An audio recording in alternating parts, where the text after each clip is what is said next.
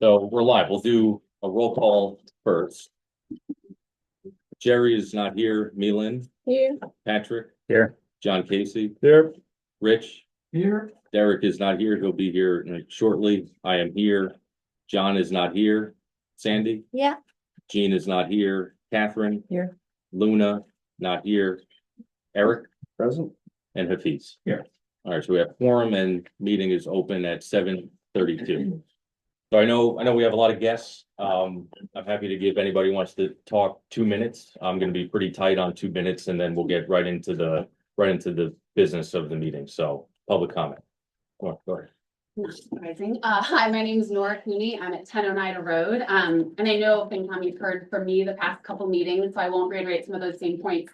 But I did want to follow up on some of the discussion you guys had at the last meeting I was at about the deficit and sort of how it's not sustainable, and looking at the ask that the school committee is making this year, kind of almost more as like a 3 to 4 year ask, and we can't sustain it. And I guess I want to just urge you very strongly to look at it just for this coming year. Do we have the resources, the free cash, the operational reserve, whatever you want to call it, to meet the need this year? And I believe the answer, when you look at Moody's and how they figure out the 20%, we will.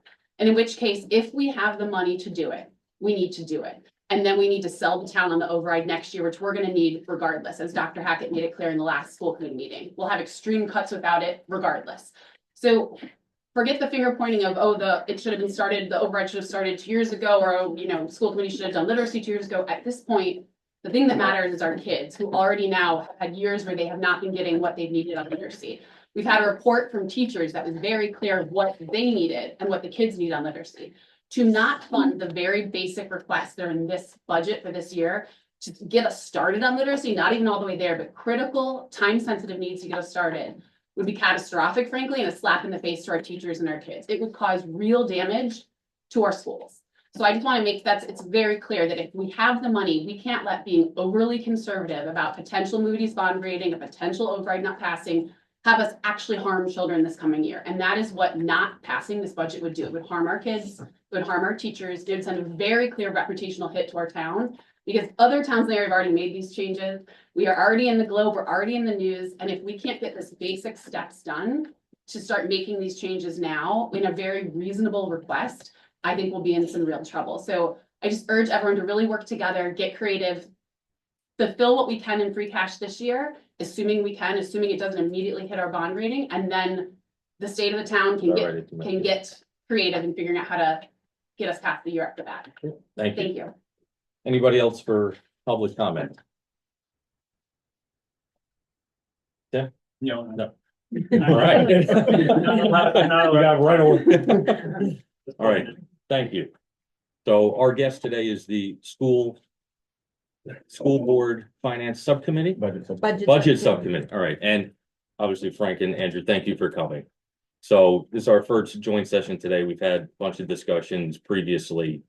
And just to set the context of the finance committee, I know we've sent over 9 questions and we like to just go through them together and get as specific as we can. So we are facing about a $4.5 million budget shortfall. So that's sort of where the numbers are as of today.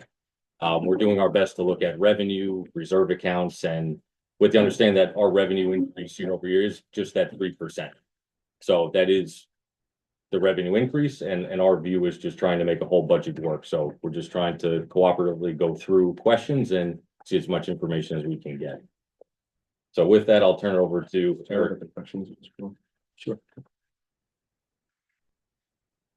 There are other questions on the screen, so everyone can see them.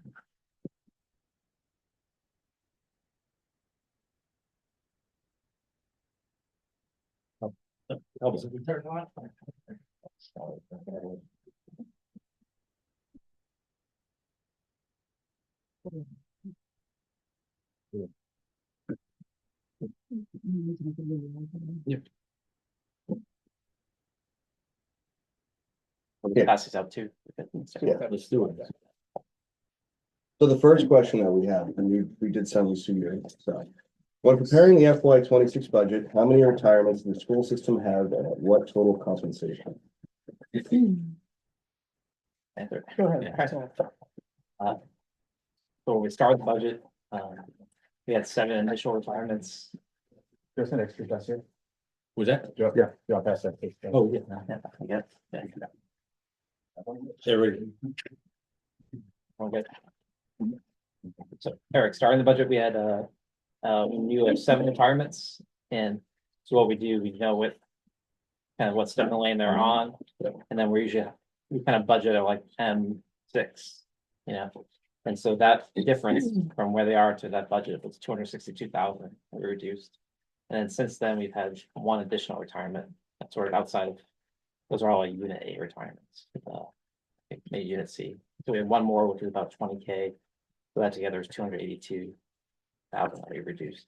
what was the total cost of the 7? Or the total compensation for the 7 FTEs that retired? I don't have that from me. I can go back and calculate it.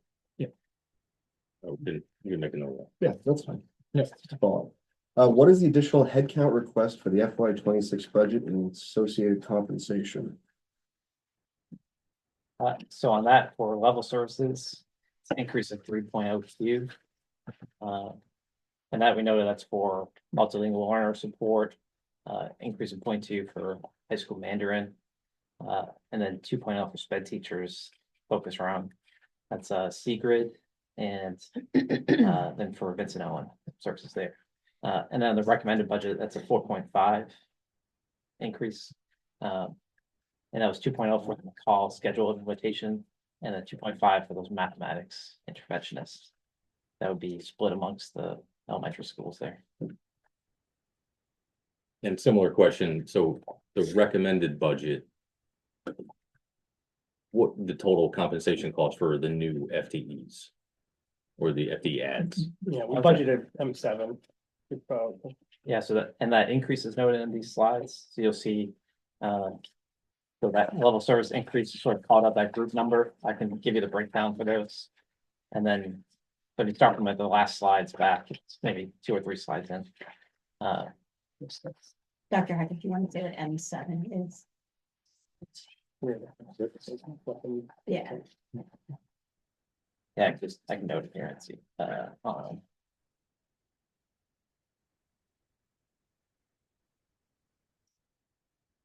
The slide, yeah, slide 13 or slide 14 breaks down all those costs. For the tier 2. And then on slide So slide, 9 and 10 would have the level service increases there. So you can see the 132K on slide 9 and then 129K slide 10. so slide 14.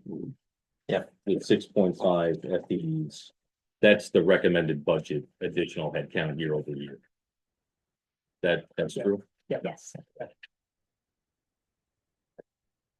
Got it. So that 1.07 million, that's the FTE cost for new ads outside of retirements. Actually, that. The tier 2, 6.5 is not, that's in total, right? It's 4.5 in tier 2. I think that column totals all of the things we're brought to school committee. Yeah, not what we- Yeah. Yeah, that slide totals aren't for this, so the tier 2 is 4.5.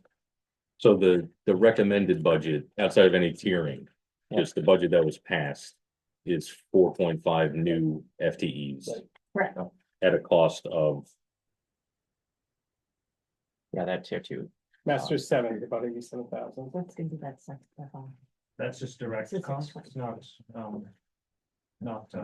all the overhead that you Oh, attach, and benefits. We don't carry the benefits in our budget. Calendar. yeah, that's the undistributed, yeah. And Julie, we have Derek here at 741. Okay. So what was the, it's 4.5, and then what was the 4.5 FTEs? Yes, 4.5, the recommended, so those 2 lines on that tier 2. Yeah. And there's 3.02 as a level service kind of program increase. And the total direct cost is about $87,000. Can we just get a school committee explanation on how we end up with that 4.5 number? Versus, like, if you look at the approved budget, it's FY 25 budgeted proposed, and the total at the bottom is 625.82 versus 637.38. Eric, are you asking about the numbers or about why the staff? The numbers and the translation of that, just so there's a clear understanding for town meeting numbers.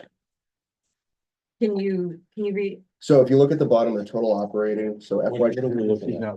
Yeah. Sorry, I'm looking at your approved budget. The roll up, Yeah, Oh, the level services? Yeah. no, I know, so it's just that budget sheet that we talked about earlier, the email thread. on the last one. So you've got total operating, FY 26 proposed FTE is a 637.38. And budgeted FTE for FY 25, 625.82.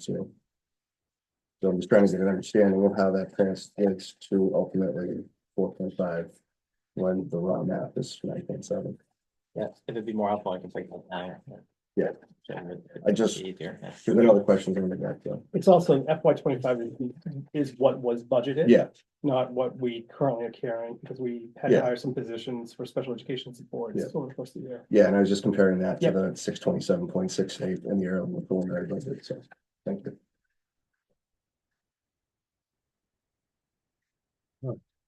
I think that does lead us into number 3. So regarding unfulfilled positions in the FY 25 budget, how many positions were unfulfilled and at what total compensation? What happens to those dollars allocated to unfulfilled positions? Well, yeah, so, we don't carry unneeded unfilled positions. We carry positions that, if it's unfilled, it's generally a few things have happened. Either we have posted, we can't find a candidate, we keep it, we post. We have a long-term sub leave situation, or we have someone who, for whatever reason, might get done at a particular point in the year. So we then post. If there's a certain point in time, if it's a long-term sub, more than 90 days, then we post it that way, and then that goes on to the actual salary schedule, as opposed to kind of our daily sub rate. Okay, And as I just kind of said, every single year I've been here, we've had students move in who've required additional FTE. Based on the needs that they have, they may be coming to us with an IEP that already has that built in. So when a student comes to with an IEP, that is the IEP we follow. And unless, at some point we decide to make a change along with parents and part of a team process. So every year we have that happen. And so if that happens, sorry to cut you off. Yeah, And you don't have the full-time, the FTEs, at that point in time, do you just hire consultants or? third no, parties, we or- post to hire. Okay, Yeah, we post to hire. So that happens to us often. We also have unanticipated placements that can happen too. Or placements that we didn't think we thought might happen, but we didn't know that they're gonna happen, and then they happen during the mid-year.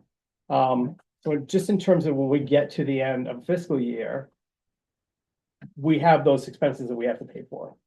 Since I've been here, we've never gone to town meeting and asked for supplemental funding in the fall. In fact, we'd never be able to do that. I mean, when we're talking about special education, it's the law, it's what we have to do. And that's what we do. So anytime if we have, and we could have positions that don't get filled for a while, but they're in the budget and then they get filled, and there's a differential on the savings that for the time that we didn't fill it.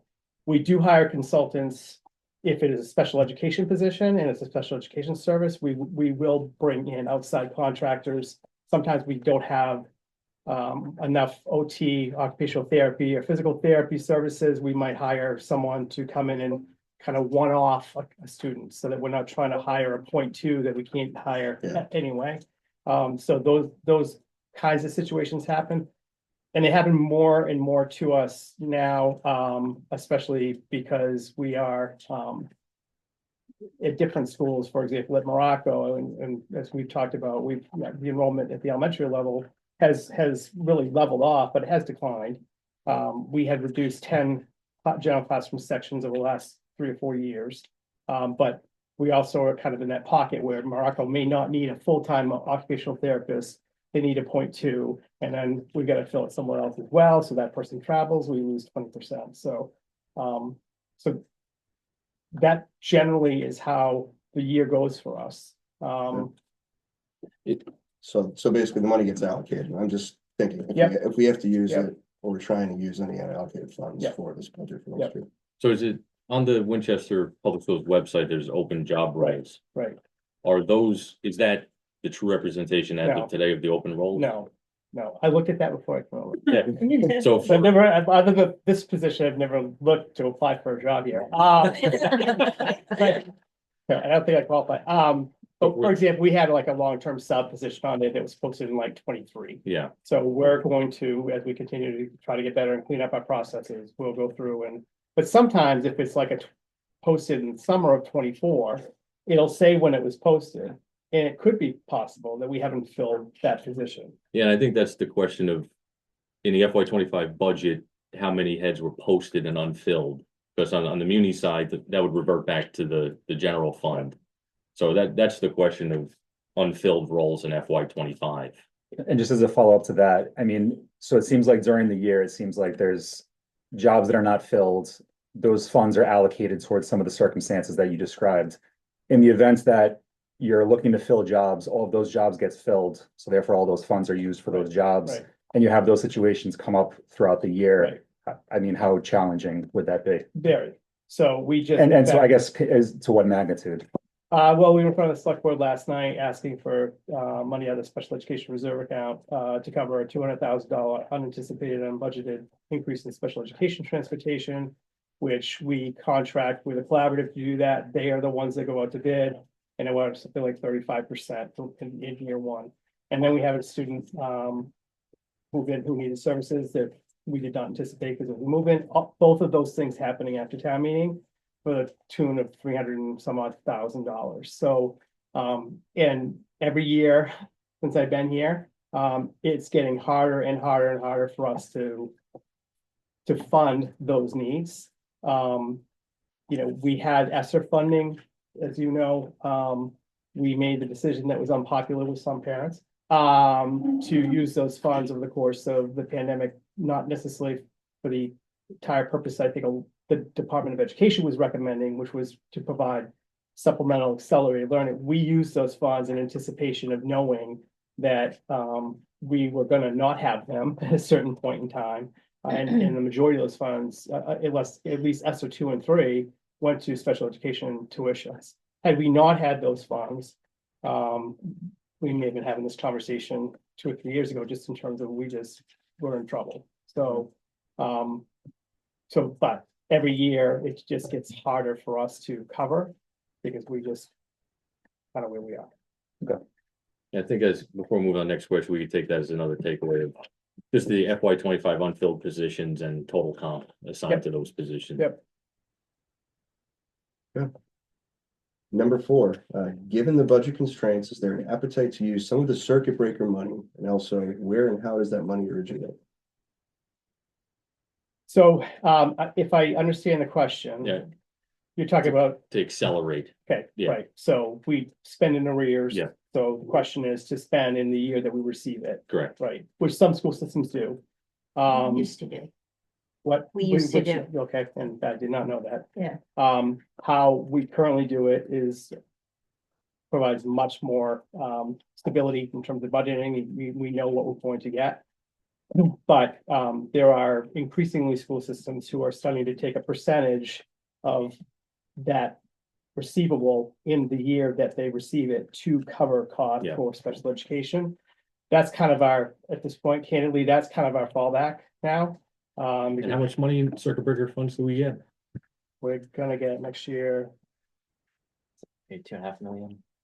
So, Yeah. around there. And it's variable depending on state funding. Yep. So the state can choose to fully fund circuit breaker or not. Yeah, that leads right into question 5 when we Yep. get there. Okay. Well, it's also based on a formula that Yeah. is a perverse incentive, Yeah, right? Because the more kids we have go out, the more circuit breaker funds we get. It would be really nice if we could use circuit breaker funds for our in-district programs that keep kids in district, but that's not how it works.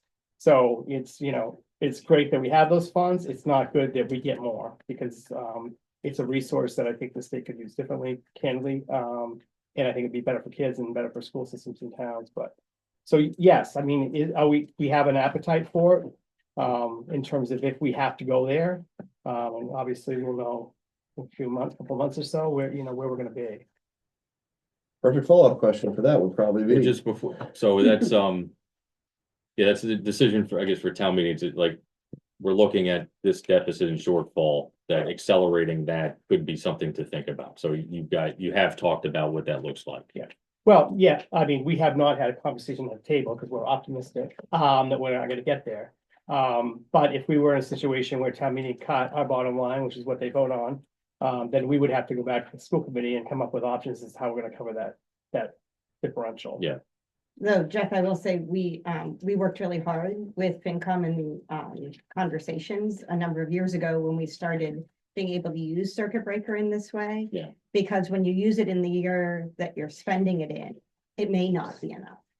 So the ability to use the prior year is that we can actually budget for it. So it's a more certain budgeting. It would make our budgeting far less certain if we're spending down circuit breaker from another year. Yeah, I completely understand it. And I think that's telling that whole picture to town meeting, like, here's the risk, here's, $2.5 million we can accelerate, but at this cost or Right. risk. Right, And just posing it out in just a factual way, yep. which does lead us into number 5. Before we go, Go ahead, just Milan. Yeah. a quick question. Do you know how much, I mean, I'm sure you do. How much money is currently, how much money are we talking about in circuit breaker right now? Andrew just said About 2.5 million. That's next year, but like that's sitting in the account Oh, in the right account now. now. Oh, I gave the actual, maybe it's 2.2. Oh, That- so that I we thought you meant spent. in October of next year. No, Okay. yeah. And so when does that number become known for what its annual allocation is? We know next year's number now, Okay, unless something changes in the state. State, I mean, the state has been funding. The law says that they're supposed to fund it 75%, which is 75% of the 40% that's above a certain, Mhm. circuit breaker.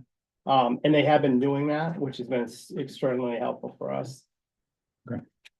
Any other questions from the committee? I don't want we have a dialogue in this question. Oh, all right. Item number 5. number 5, what money is at risk of being canceled or delayed due to federal Department of Ed executive orders? So really, just what money that flows through the state. Sure. And no, circuit breaker, that is state funds, and the legislature passes that in the states. It's not tied. Yeah. Uh, This is really cherry sheet. yeah, so for this, we have a lot of those entitlements. There's a Title 1, 2, 3, 4. There's an early childhood sped program and an IDEA. And if you add those all together, it's about 1.2 million we're receiving this year. So For FY25. FY 25. Yeah. And does the And- state give you an estimate when they might know what FY26 would be? Yeah, at certain times we do, like, I think IDEA, we learned maybe last, like June, I think it was after the budget vote, so we sort of carried a number. to see where we And went that's there. been relatively stable. So Yeah, it those looked are- like it was yeah. 1.1. Yeah. It's about 850 or so, Yeah. so. Yeah, the only one we've been, like, Title 1, and we noted in some of our presentations that we're always on the line and losing that. Yeah. Based on some income thresholds, that's the 97,000. And just to be clear, Title I program is identified based on socioeconomic status of students, and they pull that data them right out of the state database. And there are requirements that we have to meet for Title I services. So just to be super clear, the $97,000 does not even come close to what we're required to Right. provide for services. So we carry the remainder of that in our operating budget. Yeah. I think, clearly that's a big chunk. Title II, Title III, Title IV would be painful if we lost them, but in a different way. In terms of direct services to students, Title I, without question, early childhood, which is about 23,000, which funds up preschool, and then IDEA, those would be painful. For kids. Yeah. Have we had any conversations to just see what's at risk, or any just with our representatives or anything along those lines of Or has the state said the anything? state has said anything? the state has, the only notification the state has is of what's happened. We were notified through Catherine Clark's office about exactly this, what programs could be at risk, and just so everybody's aware. They haven't actually, I haven't gotten any notification, have you, Dr. No, Hackett? no. Yeah, I From- think, yeah, it's more just based on some reporting of Yeah. where Yeah. some of these grants Yeah. will live, it's with small business administration or other groups around. And But- that's part of level, so. But we agree that 1.2 million is basically the number at risk Yes. from the Correct. call of Essentially. federal government. Yeah. What's- That's a follow-up question. Sure. I will. So related to that, if we lose that money, are we still required to provide that service? That'll be the question. So if the federal government says, we're not gonna fund Title I anymore, Okay, it's federal law, is that Title I or Title IX? Title I. Oh, Title IX is also federal, we don't receive funds for that, we also have to incur costs for it, but. Title I, if they said we're not gonna fund Title I anymore, presumably they would say. There's no more requirement to yeah, provide okay. services, but who knows? The real So- concern is that today there were another tranche of executive orders that I would say target states like us. Yeah. So. And it, to me, it's not so much, will we never get the money, but will 30, 60, 120, 180 delay, Thank you. really throw us off. And what they'll turn back to the states Yeah. to be able to require as well, so. Yeah. While the federal government doesn't require it, Massachusetts may require, we continue to provide services as well. And I'll just add notes to then the other areas around. Food service reimbursements, so that program's in a revolving fund, operating budget does not currently support that program, it's self-sufficient. But that there was a federal match, Was that the 100 and some I odd think it's like thousand? 112,000, somewhere around there. I think a little higher than that is breakfast and lunch components. But the other part that they've canceled so far is the local farmers grants, Got which it. we anticipated of getting $23,000 to $27,000. Next year, so that's currently not really impacting that program. But if it changed on the other side, the reimbursement component, and if the state would pick up that piece, or we'd have to. Charge students at that point, I'm not sure. But, So farm to table will not be available next more. year, yeah, so. Yeah, that's, yeah, it's a lot. it's, yeah, and that's why from, again, a risk management point of view, like what's out there, how do we Yeah, we try got to fish- solve for, yeah. Yeah, we got fish from Red's Best and Gloucester, we get some great lunches there at the high school, Yeah, elementary schools. ironically, it seemed like when we went out for bid on the contract, we seemed to get a lot of that, but yeah. All right, any other comments from the committee on number 5? We can go. Roughly, if you have an idea, what's the percentage of low-income students that qualify for Title I? In the district? Oh my God. Double digit, Yeah, single digit? yeah, no, it's double digit, actually, let me. Talk amongst yourselves or ask another question, I can pull it out. So it's basically 20% of the cherry sheet revenue for schools. All right, thank you. That's good enough. I just want to have an idea. Next question. 7.7%. Yeah, I was gonna say, I thought it was on. Is it okay? Yeah, I mean, 7%. Yeah, and that's as of our 7.7. October 1 enrollment. Next question, what specific assumptions went into the construction of the budget? Example, enrollment and contract settlement. And I'll just add to that part of the question, obviously. I mean, I think personnel costs are roughly like almost 90% of the budget, something like that. Yeah. So obviously, whatever. And for obvious reasons, you're undergoing contract negotiations right now, you probably don't want to say what that exact number is. But that assumption, whatever it is, drives the majority of the level services increase. So I guess without giving us exact numbers, would you be able to say, was that constructed from a conservative point of view, or kind of your best case scenario, or your, where you think it's going to come out? So I had this conversation with someone, define conservative for me. Well, I'm assuming, all right, so I let's, mean, conservative in that we budgeted more just to right, protect ourselves, or, meaning if the level service budget is 6%, Yeah. are you more likely to come out, that number turns to 7% or 5%? so Okay, we budgeted conservatively from the perspective of, we know that. it may come in high, it's more likely to come in higher than It lower. could come in higher. Okay. Right, and I will say this, and I know it's part of the conversation in the parent community and staff community, but when we settled the contract that we're ending this year, the goal was to get away from having these unfilled positions that we were at times losing out on candidates by like $10,000 being offered the same position in the local school system. The contract that we settled absolutely 100% recalculated where we are, and we are very competitive in the market now, with our teaching, staff. So, which is good news, but at 88-90% of our budget, the bad news is that's more expensive.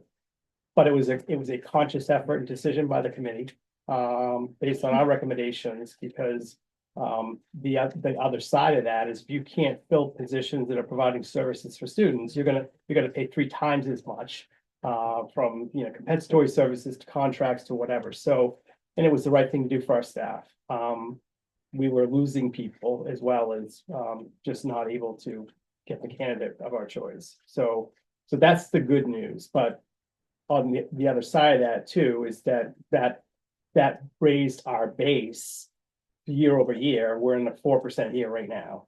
So, and that's forevers when you do that, right? Unless you cut positions. So, which explains part of the high level service budget, and is that we've had to make the adjustment with staff at 4%. We're carrying that with an assumption for next year. We already have 2% built in as part of that last contract to settle. We were also at a time, no one probably remembers this, but Woburn went on strike for 10 days or so. You saw what happened in Union. So, and the union was, I think we have a good working relationship. They worked really hard. I think that they were relatively pleased with the contract. It's always a 50-50 vote with the union, according to the union president. But, I think they are a good partner with us in this. And we're going to do the best we can to help them understand, next year is going to be tough. So. Dr. Hackett, have you seen a substantial improvement in terms of reduction in turnover because of the contract? More so our ability to attract Okay. candidates, right. And those unfilled, a lot of our unfilled positions are what we call ISS, which is kind of day-to-day substitutes. I can't imagine why someone would want to come and work with middle schoolers 3 days a week. And also for our ESP positions, and sometimes that's a matter of the assignment. Because sometimes that assignment can be toileting, sometimes that assignment can be a behavioral student that they need to be trained for. So, I was at Lynch the other day, Lynch and Parkhurst, and sat in on a special education team meeting, and they were just talking about, like it was nothing in the in-district program, getting punched in the face, getting scratched, and it was just like, it was just part of the routine for them. And thank God we've got people who are willing to take on those assignments, but those can be difficult to fill. So And still make under $40,000 a year. I think we're still gonna talk, so enrollment then, so we leave contract, so more likely to come in higher than lower is. I'm just saying, we're dedicated to trying to come up to settle a contract that doesn't bring us higher, but at some point. Yeah. At some point, it could be out of our hands too, right? So. But we're starting in a better place than we were last time, is really my point about the adjustments that we made. Got it. Now, on the enrollment side, so I know there was a note of like baked in enrollment in assumptions. So just, what were those? 4,376 or K-12 enrollment, and that's carried at 100 sections in our elementary level. That's sort of where we're at this year. It's been sustained.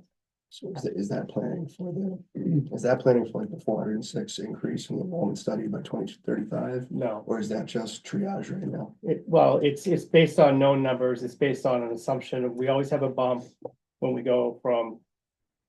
We get a kindergarten population, it almost always goes up 10% going to grade 1 because parents bring, they do a private K, they bring the students in. And also kind of pacing out, we have had a pretty significant increase in the number of students based on housing. And along with that, every student's different. And so we also have had an increase in multi-language services that need to be provided. So we kind of feel those effects, but our enrollment is ticked up. The high school, either this year or next year, will be at the highest enrollment it's been for many, many years. Yeah. We've been able to not we've been able to not hire more staff for that. not necessarily for the right reasons, and I'm sure high school staff would say, yeah, you've been able to not because I got 28 kids in my classroom. But we are, as part of the 5-year plan that we laid out, you will see on that spreadsheet that we're looking to add 2 elected positions and 2 general classroom positions in FY 27. Seven, yeah. Before we get into question 7, just I know this year budget process, it's been different and there's been changes. And is that because it's a contract year? Do you anticipate going back to voted recommended budget January 30th next year? Versus sort of what the process that happened this year? Maybe, yeah. So I think we'd like to engage in this process every year. Because it has been a systems change for us at the district level, where the numbers that we're bringing you now are much more certain than we're able to bring in January. It is later in the school year, so our enrollment for the next year is more certain. The committee members that have been on for a while and have gone through this process before. When we vote our January budget, that's almost never the budget we end up bringing to town meeting. So this process actually memorializes the process that we have actually been going through with FinCom and with the town and with the schools for the past couple of years. It just articulates it more clearly, and it actually gave a pattern and a system to it that's predictable. The feedback that we had from the community in the past was that when we were voting budget in January, shortly after it was presented, there was only about a week window for community feedback or anyone to engage with us over what our budget was going to be and what our priorities were going to be. So I think that we as a committee, at least this budget subcommittee, has found it incredibly helpful for us to be able to sit with our budget a little bit longer and be able to talk to people about it and take questions of Dr. Hackett and Mr. Marin about it longer. So I think we'd like to continue that on that. And have you communicated that intent to, I guess, permanently change the process? So we had discussions that the language and spirit of the charter is January 30th. Voted recommended budget, so there's no delineation between draft and final. So the charter only asks that we vote a budget by Correct. January 30th. It does not distinguish between level services or a recommended budget. So we believe that there's space within the charter for, I mean, there's been space for the last 7 years I've been on school committee, because the budget that we bring on January 30th has not been the final budget that we brought to town meetings. yeah, we don't have to have a charter debate. Just interested if you've communicated that intent to town manager and select board that you want to change the process to this process going forward. I was just gonna add that, I think what Bergstrom has said is that, we're still following the process of the January vote. But we're trying to add more transparency to what used to just happen behind the scenes. After that vote, no one saw what we were doing as we would get more, people's IEP meetings and enrollment data and things. So things are changing, and then we just show up at town meeting. And so we said, let's open this up, but also let's use the opportunity of another month to engage the community. And so I forget the numbers, it's 1,000 or so parents and teachers and students who gave input into the budget during that extra time. Slide 4. And had about, thank you, it had about somewhere on the order of 30,000 comments. And so that really helped us when it came time to say, beyond, what has kind of rolled over in the non-discretionary part of our budget, that little slice of what are we hearing from the community? And we heard loud and clear certain themes from the community that we weren't hearing other years. And so I think it's a better process. I think it still conforms with the old standards and we still have a vote in January and whatnot.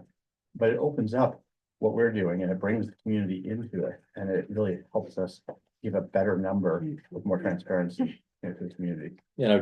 We're sitting here, just a comment, we're sitting here about 35 days outside of town meeting and we do not have the recommended school budget detailed. So we don't have it. So we've been in a little bit of a waiting game with recommended Yep. draft level services and trying to just get what is going to be presented. So just communicating that you know, from all our of- perspective.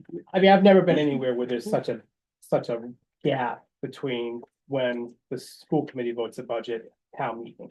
Like, most towns, it's within 6 weeks, maybe 2 months, but that gap is huge for us. And, you know, I lovingly say, that FinCom has more time with the school budget than And we do. the school committee does, because there's only so much you can do in the fall. There's only so much you can do, obviously, this year, I think to your question, 5 unnegotiated units, right? So there's those assumptions. Yep. I will say, while we will continue the feedback process, the effort this year was to really try to build out a kind of a 5-year plan. So going into next year, if we have our contracts all settled and negotiated, and all the data that we have, unless there's some kind of dramatic change in Yeah. conditions, we have really good data that I think is long-term data around what our staff is saying and what our community is saying. So I think that we'll be in a much better place. That process took a long time. It took longer, and it was important to take that time. Yeah. But, so I think to your question, you know, I think the time frame is the right one that we're on right now. And my commitment to you, and as we talked about back a while ago, was we want to make sure that we clearly delineate between the level services budget that we handed off to you. Identify exactly what those changes were, which is in the slide deck, and there will be detail that we'll send. Yeah. And then also for the recommended budget, it truly is listed out. I mean, so I think it's pretty clear about where we are and what the differences are from the budget that you've spent a lot of time on with the level services. Okay, yeah, I just offer that just share perspective of Understood. we had competing processes this year. That was an intent to vote a final budget on March 13th. That happened on the 20th. Yep. Here we are on the 25th talking. Yep. Yep. So just if we can manage expectations for FY 27 so that the gears work a little bit better. Yeah, I think we had sent out a memo to FinCom Select Board and to the town manager early on in this process, letting you all know how we were thinking about the budget this year, so that you did have that information early on. And I would hope that next year, you know, in the fall, we could collaborate on that process and develop the timelines together to make sure that everyone is on the same page about when to expect budgets Yeah. and Within townwide. the language and spirit of the charter, Exactly, which I think that we have a difference of view on the language and spirit of the charter. right. I would agree with that too. So. Yep. But all right, we can go on to, Hey, Jeff. Yeah. So I think would be super helpful for having a longer term plan, even if it's just directionally correct, because it's not so much the time for finance committee to review, to be honest. The problem where we are goes back even further to not having, as a town, an understanding of fall town meeting and people voting in splendid isolation on increases to things. Whereas if we had collectively a better understanding of the needs that we'd have coming in the spring, we wouldn't bridge the entire gap that we have now, but we still made it a lot harder. And so earlier, everyone has visibility to that. Just directionally would go a long way, because I think it would provide context when we're voting on other things, realizing, hey, maybe this, although this is important, not as important as needs from a school or whatever we decide. I think the idea of having a multi-year guidance plan would Yeah. be very helpful to the town, not just finance. yeah, And I think we have that laid out. Right. And also with all our units settled next fall, we can just roll it over. Like, we'll have a pretty good understanding of about 88% of the budget, saving changes in staffing that may happen. We did do the enrollment study, which part of that also was in the time frame of, Yeah. let's get those data back. And see what the impact looks like that long term, so we can build out this 5-year plan. So just, again, I just think we're in a much better position. I respect the point.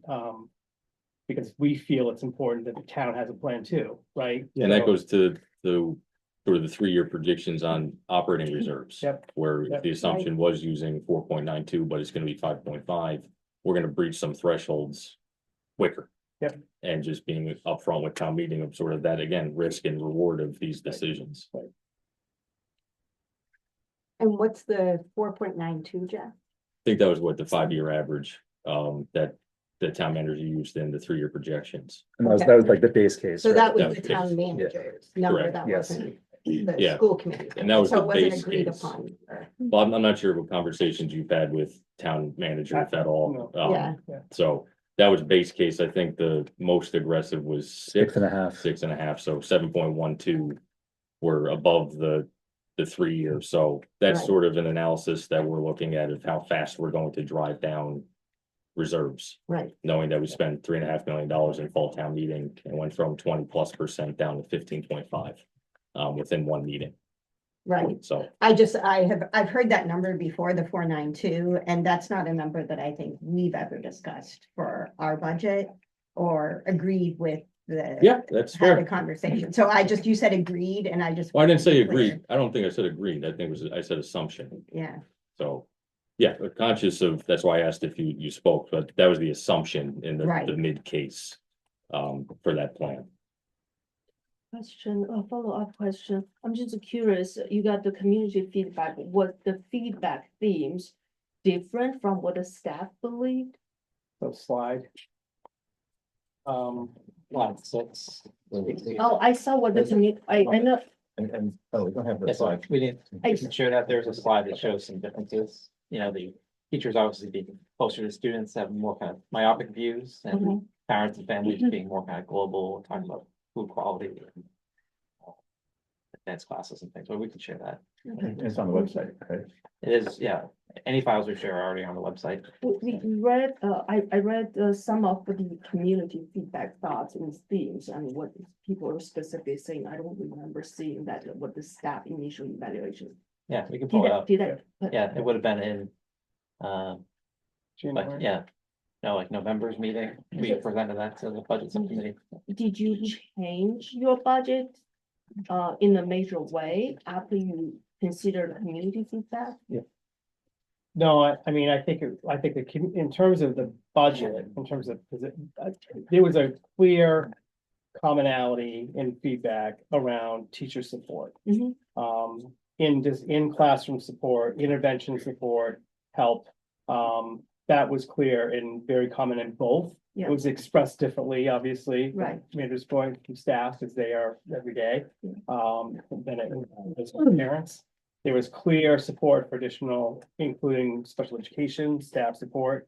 Those things were very clear. So, what we didn't have then was really, what does that mean? Right? So we need more support. We need, we need people to come in the classroom. So we spent time working more with our principals and staff and even some with for the community. Around what do we mean when we're saying this? Are we talking about, dropping our class sizes from, 22 to 12, or are we talking about outside intervention? So that came over time through kind of focused kind of group conversations as to how we are carrying it now. Great. Let's go on to number 7. Yeah, it's definitely, yeah. Can I just ask one additional question? Sorry, Jeff. Yeah. Just when talking about growth rates in future years, I guess assuming this, let's say town meeting passes the 7.15% increase, looking forward to next year, assuming contracts settle where they're assumed for fiscal year 26, and you layer in your fiscal year 27 priorities, do you know what that looks like from a percentage growth? Have you done that analysis or? Well, it would be hard. There's a lot of assumptions. In that Yeah. statement. Right. Yeah, I mean, I can, you can see on the kind of the budget spreadsheet, we've mapped out, for example, continued K-5 literacy program implementation, health PE, leadership. We do not have anybody who's the head of health and PE, adaptive PE. Is that slide in here or The no? file's not in there, we share Okay. that, Eric, it's on our website. Okay. Under Okay. It looks like this. Okay, So we've mapped it out by fiscal year. Yep. As best we could, obviously, there maybe was like we really did hold off a lot till FY 27 Mhm. in anticipation of potentially another. I guess that number would just help provide additional context for the shorter term, 1 to 2 year. In a time number, if horizon. all of that were funded, it's 1.4 million.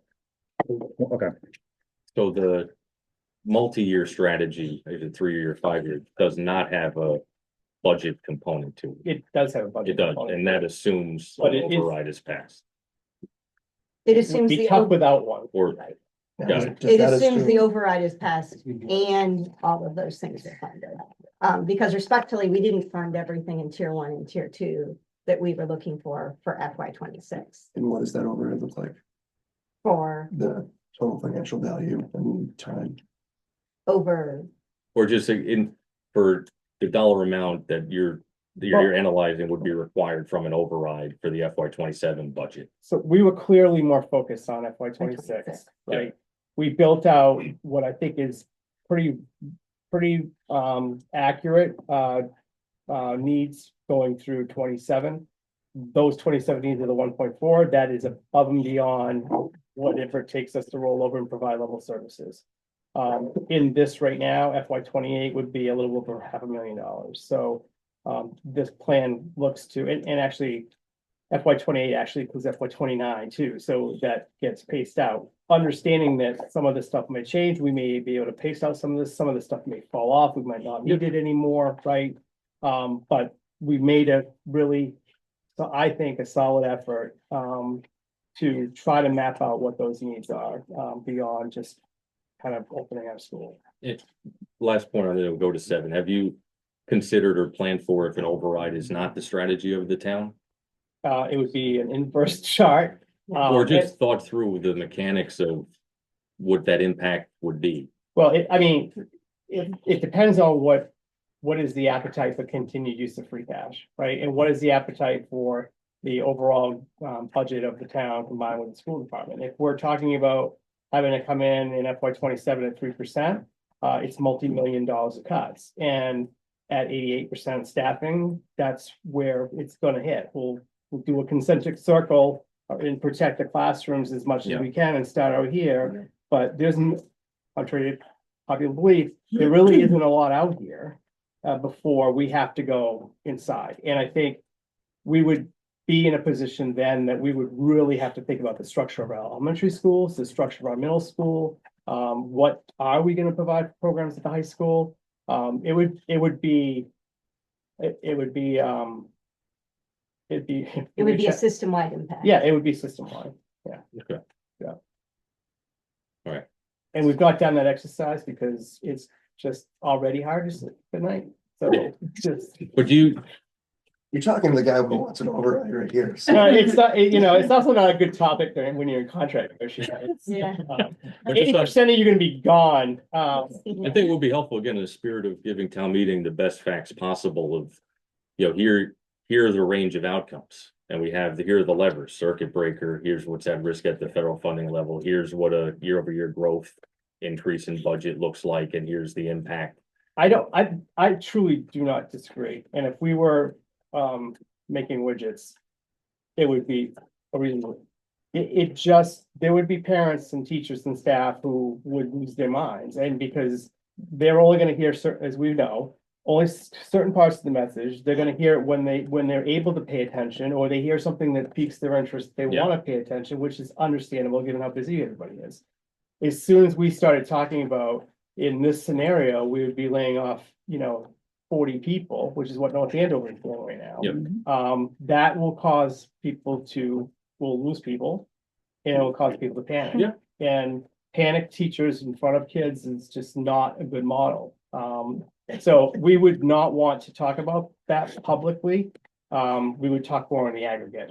Yeah, and that, going back where we started this conversation, our vantage point is trying to just lay out the facts. And again, Understood. $13 million capital Yep. shortfall every year. Yep. Assets that are degrading.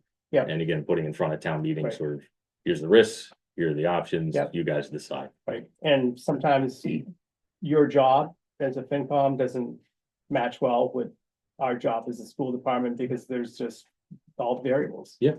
And I think, Jeff, that what you're talking about is an excellent conversation to have with the state of the town committee. So I think if we're talking about looking at a $4 million shortfall in the budget, I think that the only place to go is to enact a state of the town committee where we are able to get together and have those Well, that would be conversations. without trying to solve for the shortfall. So if No, I town think meeting it's accepted both. it, so if town meeting accepted it Right, at face value. Or if town meeting decided, hey, maybe we want to be a little bit more conservative, giving the funding risks, giving, we could accelerate circuit breaker money, right, given, some reserve accounts. So I understand the spirit of your comment, yeah, but I think the premise in there is that the town, everybody's on the same page, and the town is just marching forward to an override. It's just a question of, is it gonna be $7 million or 70? Yeah, and I think it's. and I think that's what I was getting at, Eric, is that, and that's gonna be different consequences, and the budgets we would provide for that would look vastly different. as Yeah, well. that's, again, going to the options of, Right. here's what this looks like, here's what that looks like, and I think that's a conversation at town meeting. Sort of here are the range of options, and depending on what you decide, these could be the other options. But I would say it's a conversation that we would want their help with to Yep. present that information. So they have the war chest they need 5 and 10 years from now. Cause I just, $7 million is gonna be a Band-Aid. $70 million is over 10 years is reality. let's go on to number 7. How does the proposed article for $100,000 for literacy interplay with the FY26 budget ask? So just to kind of pull out one step back away from just this, the 100,000, the recommended budget that I brought was the top half. And my effort is, there's an additional column, so my effort was to, one, literacy is our priority, right? Loud and clear, we know that's true. There happens to be, if we take the perspective that I'm taking with this, and I understand it's an assumption, but we're gonna pilot programs next year, right?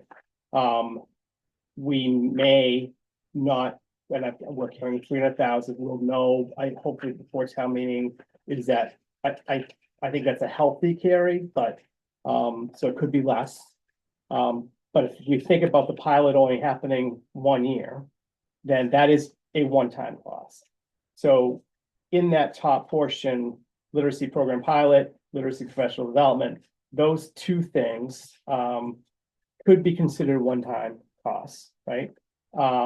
And could be funded with resources outside of the operating budget. It doesn't really matter where it comes from. Well, we don't want to, start working on the black market, but we do have some ethics. But it doesn't really matter to us where it comes from, whether it's the $100,000 article, whether it's from a donation, whether it's wherever, it doesn't matter. We'll take the money and truly, I think it's fair to say that that could be one-time cost. Now, understanding that if we are working to an override, we could be looking for $2 million for a literacy program. I don't think we're headed in that direction, to be candid. But I don't want to predetermine, so. That's the thinking. Okay. Number 8, how does the school measure academic performance? How much time do you have? Another hour. Another hour, okay, wow, that's about 2 hours short. So, in recognition of the fact that there were unaddressed concerns in literacy. And that we had a lot of work to do and still do have a lot of work to do. The district itself has always taken kind of a holistic approach to measuring performance, and holistic meaning from the social emotional wellness of kids to to the other things like MCAS, like SAT scores, like AP classes, like the number of kids we matriculate into college, where they go, 4-year, 2-year. There are multiple measures I could sit here and share with you to say this is one of the highest performing school systems in the state. We've not gotten great press, right? And I think understandably so. But if we really think about what the press has been about and what the issues have been, it really has been our elementary literacy. How you measure elementary literacy is generally not MCAS, right? But understandably, it's the only test out there that you give you any kind of comparability that you can say, okay, they took it, we took it, here's where we are. when, in just looking at MCAS, there are so many different ways to look at it. So I thought it would be fun. And I'm not gonna project this, but I just pulled out, grade 3 ELA. And I just sorted by students with disabilities. Among Arlington, Bellingham, Lexington, Wellesley, and us, we have more students last year in 24 who met or exceeded the standard in literacy at grade 3 with students with disability than any of those school systems. Not even close, by like a wide margin. We had the most, which I think is really interesting data point, right? I mean, what does that mean? Does that mean that because we don't have the interventionists that we need, that the path of least resistance for parents to get the support they think their student needs is special education, right? Which I think is a big piece of this. You know, those investments in classroom supports and interventionists, which answers the question around the math in part, is cost avoidance. The problem is I can't sit here and give you an ROI on it, you know, and it's not causal necessarily, but it's clear in the research. Early intervention is the key. And we do have a lot of work to do, but I also just want to say, we've got great teachers. And while their confidence was rattled, while they weren't given good direction and guidance, while they needed our support and they needed us to listen to them, which all of that was fair, all that's happening, they were still and still are doing good things in the classroom. And when I go around now and here we're using UFly, which is the right price because it's open source, right? They love it. Like they love UFly, and the conversations have much more confidence behind them. It's, you know, we're not doing the sequence that UFly is recommending because this is what's going on with our kids, so we changed it up. Those are the kinds of decisions we want our staff to be able to make because they're that good. So it depends on how you want to slice it. I mean, if you look at it from a holistic perspective, like Desi will say, here are the scores for these school systems grades 3 through 8. I mean, they combine all the grades, right? I can come in here and tell you a particular grade level in a content area that we're not doing well, right? In some places, we did not recover as quickly from the pandemic as other school systems. Yeah. I think there's all kinds of reasons that might be true. And not the least of which is the whole piece around intervention. Had we been able to just spend ESSER unfettered, we would have hired more interventionists, but we would have absolutely been gutted by the time we got done with that funding. Can I ask a specific question as it relates to this budget? Yeah. Because there are 2.5 math interventionists as part of this Yep. upcoming budget. Yep. So what's precipitating that? What are you seeing in either data or anecdotally that's driving that need? I'm anticipating not wanting to be in global on mathematics, first of all. That really comes from staff. I mean, when we heard we need more support in the classroom and we started drilling down on that at the elementary level, we heard loud and clear math intervention, and literacy intervention and special education support. We currently do not have any math interventionists. Teachers are kind of on their own in terms of working with kids in mathematics. We're already looking at math programs.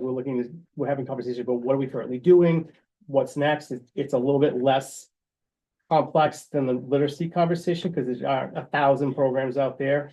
But we're anticipating the need for a program or a couple programs or how we're going to do it. And we need support to implement that. Teachers need to have in classroom support. So that's in a big part of why this ask is here.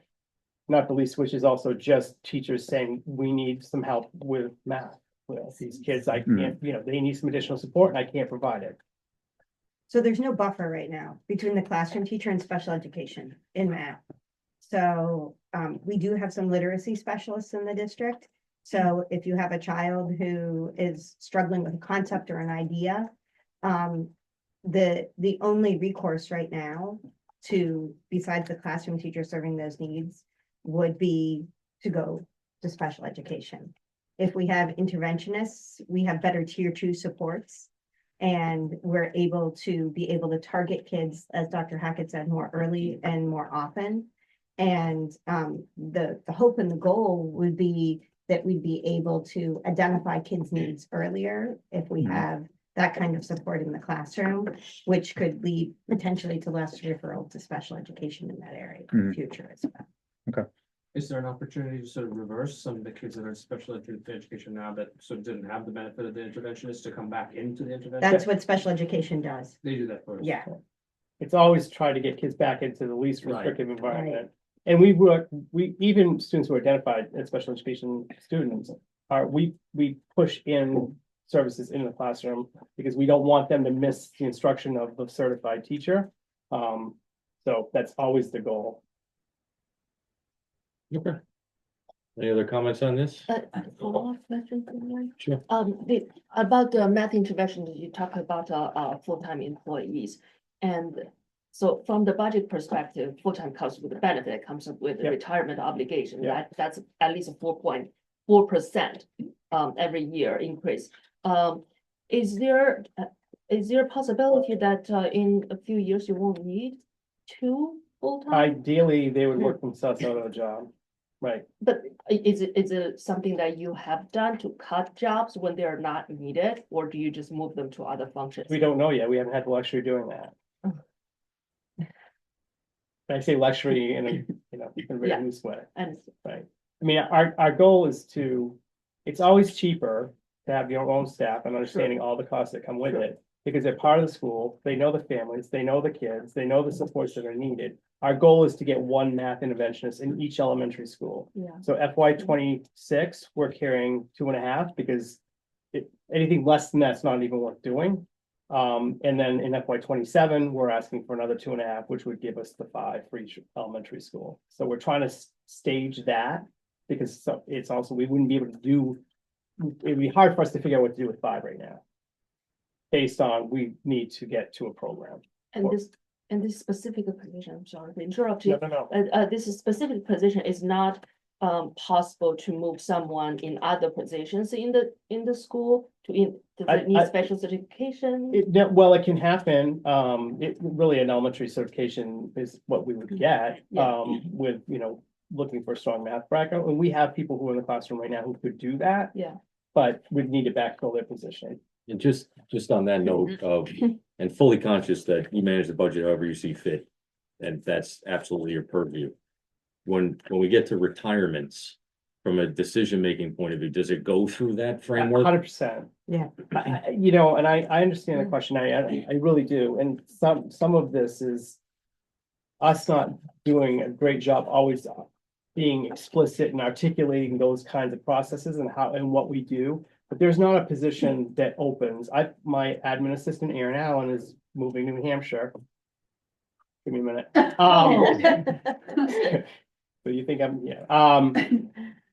we're having a conversation about that position, because I don't need she's not taking a memo for me, right? I mean, there are certain things that she's doing that are critical for me, but she's also reached out and she's doing website management. She's our Parent Square communication system. She's gone to all kinds of trainings on that.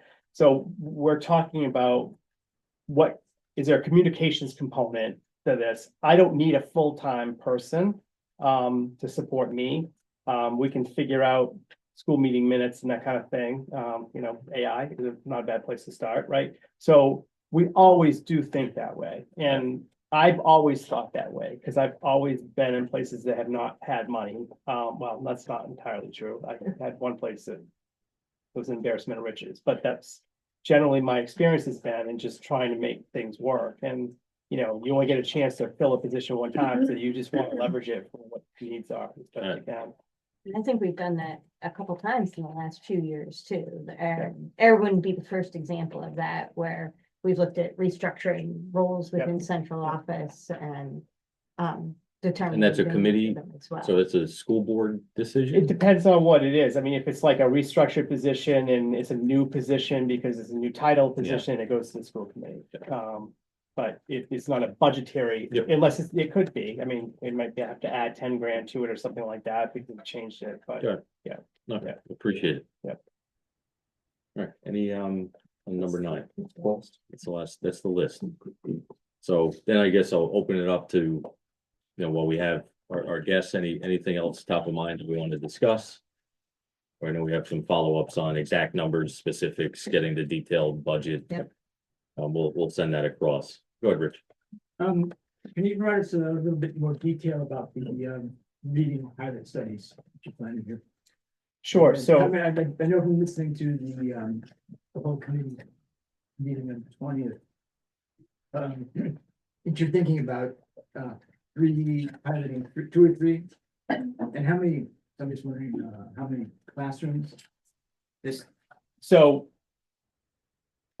Actually, at school committee meeting on Thursday, the Collaborative Educational Services who we're partnering with on this work is gonna provide the committee with an update, so there'll be another update, so we're currently reviewing 7 programs. We have a team of teachers who came together, who's under the leadership of the collaborative. They've been working all year long. They narrowed the list to 7. We have samples of all those 7 programs that are now on a rotating cycle to go through every single school, so all teachers have a chance to see what the materials are.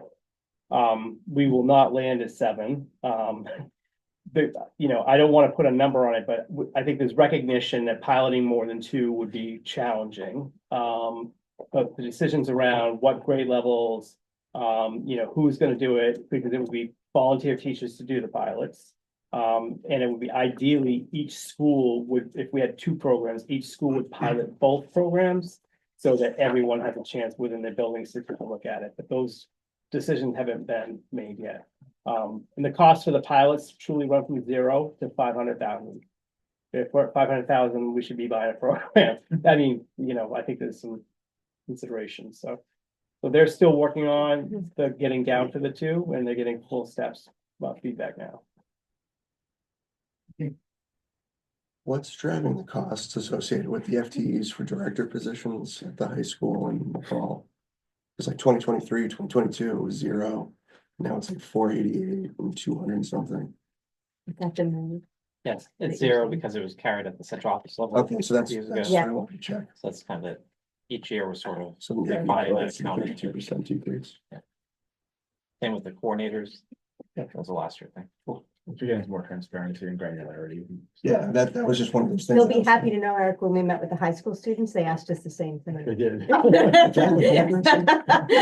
So if you're looking for new FinCom members, there's a couple of seniors at the high school I can recommend. Any other questions? What is there's a line item for unspecified additions, which I think is about $500,000. My cell's phone. I beg your pardon? You know, it looks, You found it. from what I can tell, it moved out You're- of central office Yeah. into the schools, and which makes me wonder what Yeah. it is. So it's to a similar extent. But we have a process we call column moves. When a teacher earns credits or a new degree, they can move a lane Yeah. in their chart in the contract. And so we know who those folks are, and we anticipate what that column move would be. Used to be carried at the central office level. But now that we know who's moving next year, what school they're in, we put that at the school level. And so we carry it in each school's unspecified additions. So And if so like when a that hits McCall their salary teacher, run, if a McCall teacher's advancing, they know they can associate it with that budget if they, or they're going to, they can get ahead of that. It's So not, why did all that move into the schools for next year? That's because why. when that teacher takes that increase, it's in their salary line, which is in that school budget. Because then we would get the opposite questions, why you're carrying this in central office, but then you're having the increase at the school level. Well, Yeah, you're- so instead of, pre-budgeting for it. It's not, yeah, yeah. so in the contract, they have to identify that they have these credits coming up. And That they that they're on think The board teacher for. has a contract which lets them know that. So Yeah. you've previously have not done that? You've carried out the central office previously? Yeah, the practice has always been there, yeah, always carried at the central office. I think another example of greater granularity, you can put the money, where the money is, so that, Right. it associates it with different buildings rather than not having that level of granularity and having it in one bucket. Just to be clear though, it's still an estimate because the teacher has to tell us that they Yeah, think they're no, gonna I get move a that. column. If something happens and they don't get the coursework that they thought they're gonna take because of whatever, then we could have situations where people don't take No, I it. understand. It's just, Yeah. it was such a big number. It jumped. Well, out it's at me. also, In fact, clear- Yeah. yeah, I was and, gonna say, Can't- unfortunately, the opposite is true. yeah, well, we were under budget in column Yeah. moves this year because we just didn't anticipate the number of people who were gonna take coursework, and it was the largest number of people taking coursework we've seen in a long time. So, Which is actually good. it doesn't always feel good, but it is good, yeah. I'm right. calling my mom for that one. She loves cinnamon chili, I'll do that. I know what she did. I know. Go ahead, How- Terry. So I'm a representative on the capital committee, and so I have a question. Is there anything would be, bring up with the most pending issue from a capital perspective that might be either, we try, everyone tries their best to make the useful life of these things last as long as possible. Is there something that kind of in your purview in the next 12 to 24 months that potentially could be a capital need that we should put at least in our minds for going forward? I think the capital committee's done a pretty good job of identifying, the committee, the school committee talk about that I every was just year. wondering if there's anything more that, teetering on the, Right, I think, do you guys have like a town keeps the capital or break fix type things? Do you have a similar setup, or does everything come to us? Anything over a certain dollar figure comes to you. Yeah, for example, like, and this is, we don't have money for furniture in the budget. We can't go to capital for that because it's not a capital expense. Right. So those kinds of things, we end up now, what we are using more and more is our school building revolving account to refresh that stuff, security cameras, that there are certain things that we're able to do now that we weren't able to do. But I think I really feel pretty confident, unless I'm missing something, that everything that's been identified by so far by capital are the most pressing. Yeah, it does tie to our 5-year capital plan, which is typically shared in that spring cycle. Yeah. So we had some great support around access control upgrade, security cameras this year. Some of the big outstanding items are like the chiller at the Lincoln Elementary School, it's a big project, and then the flat work at Lincoln Elementary too. Okay, so all those things are on there. I was just Yeah. wondering, Yeah. if there's, Yeah. knowing the list is big and long and we don't have a ton of money, I was wondering if there's anything else not really on the list that kind of potentially could be in the next 24 months. Morocco. My favorite Just subject. before we moved on that, I think Andrew requested the ins and outs of that specific building account over the past 2 years. Just to see, cash flow in and cash flow out, I think that'd be helpful. Yep. But just before we move on, I appreciate the question, but I do think that we have a really good process with capital and with DPW. That's been working really well for the last few years, where Mr. Lawson lets us know what needs he sees as well, because DPW has eyes on our buildings all the time too. So I think that we've had a really good collaboration, Mr. Marin, with DPW in identifying our capital needs too. So it's not just needs coming from us, it's needs that the town has identified. I just know in times of stress, like when Yeah. there's deficits, we kind of get the. That's why I appreciate the Feeling that, question. we can push this out another, we can make that. We can push Morocco out 20 years. Right, And I think it's a good example though of us trying to connect dots, Yep. because when we talk about Moody's, we can say a drop from AAA to AA is a 25 basis point difference in lending rates. And on a Morocco $90 million 30-year project, that'd be $6 million addition. So that's sort of how to sort of put these things together of aggressive deficit spending, override, drop in bond rating. So that's just, again, sharing perspective of what we're trying to put together. There's also opportunity cost loss. Yeah. In doing that too, right? I mean, that's part of the challenge is, how do you meet the needs of kids, move forward in your program? At the same time, recognizing that, you have that very real issue you gotta figure out around interest rates, but obviously our perspective is different. Yeah, and that's why I just put it in front of town meeting. Yep. It's like, here's, Yep. Right. decisions and Right. outcomes. So we have 0 math specialists right now. How many literacy specialists do we have? We have 13. Now, some of those are Title I associated directly, yes. So Lynch is a Title I school in Morocco this year. Was identified as a Title I school. We got $1,000 more in Title I funding for that. We did spend it quickly.